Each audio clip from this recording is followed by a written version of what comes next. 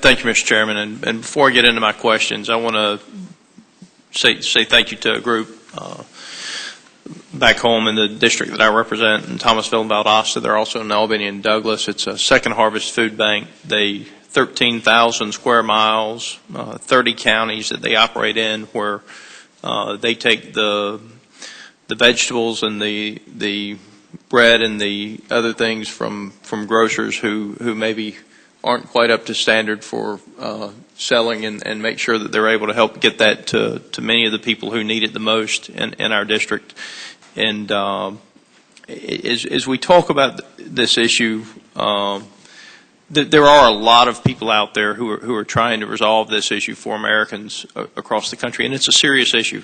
And Mr. McGovern, I certainly appreciate your passion for it. I know we differ on some ideas of how to resolve it, but I do agree with you that there are people out there that need the help, and there are a lot of people that are out there working to help them, and I do appreciate your passion on it. The reason is, as we talk about the 2%, if you will, whether it's 2% or 5%, the challenge we've got right now, to me, is the integrity of the system.